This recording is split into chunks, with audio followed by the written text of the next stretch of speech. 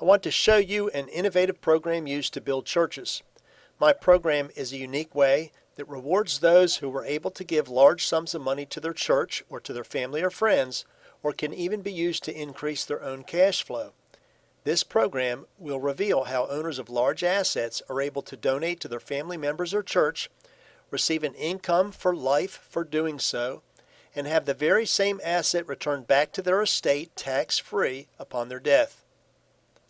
I see 3 reasons to use such a unique strategy.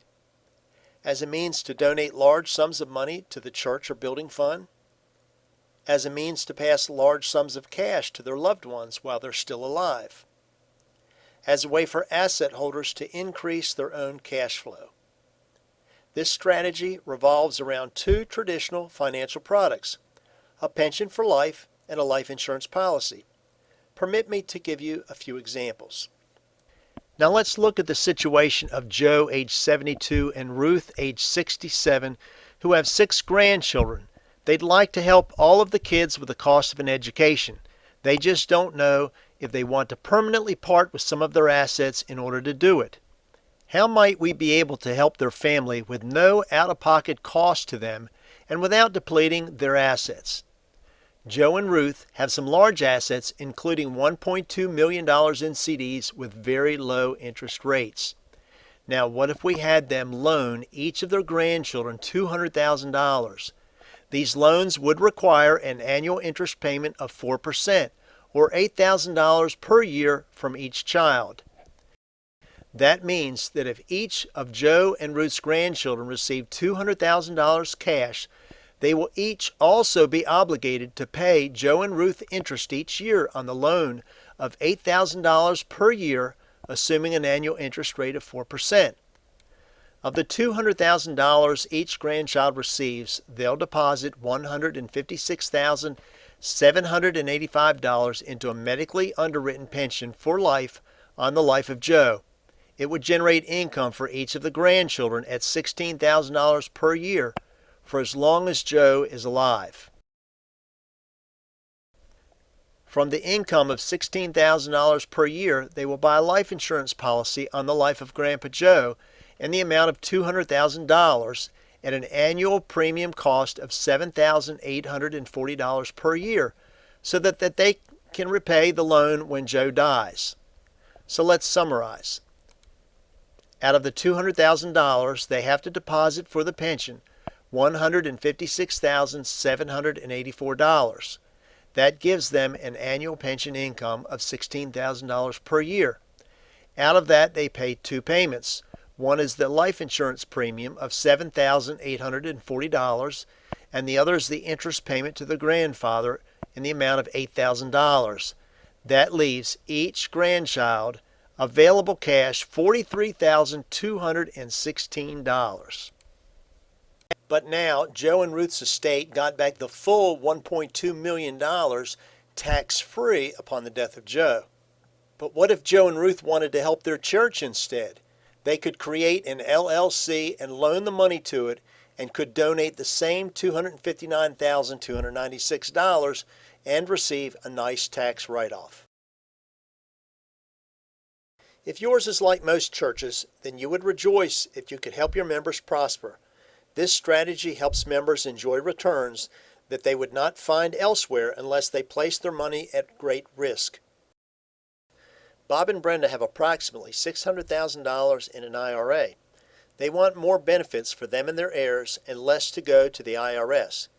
Do you think they will probably pay more taxes or less taxes in the future? After a feasibility study, we determined that Bob was not insurable, but his wife was. We were able to purchase a $500,000 no-lapse policy, good to age 125 on Brenda, with a premium of $9,175. In exchange for the IRA, we obtained a pension on Brenda that paid $45,702, with an after-tax value of $32,905 per year. The client paid the life premium of $9,175, which left them a net return of $23,730. That is a net return of 4.74%, or the tax equivalent of 6.58%. But it gets better. Depending on their tax bracket, their heirs might have gotten anywhere from $300,000 to $350,000. But now their heirs will receive the full $500,000 tax-free. We have multiple strategies that help families increase their cash flow.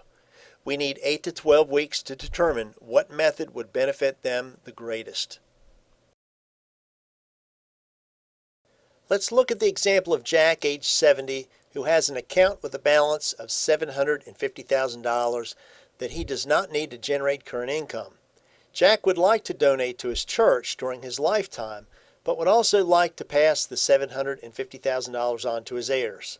Jack decides to buy a pension that will pay him an annual income of $70,100 for the rest of his life. After taxes, Jack's payment from the pension will be $63,938. From the pension income, Jack is going to use $26,969 to pay the premium on a life insurance policy with a death benefit of $750,000 to replace the value of his asset upon his death. This leaves $36,939 per year for Jack to use as he wishes.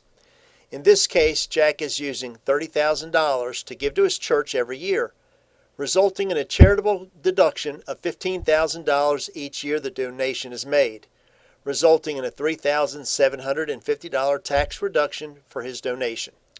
Jack has created an after-tax annual benefit to his church of $30,000 and provided a life insurance policy to replace his asset, and has increased his after-tax income by $4,527.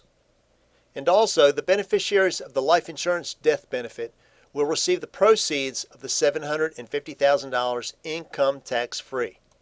Now, here are the benefits from this transaction. The donation to his church is $30,000 a year. Additional income to Jack is $4,527 per year, and the tax-free benefit to his heirs is the full $750,000.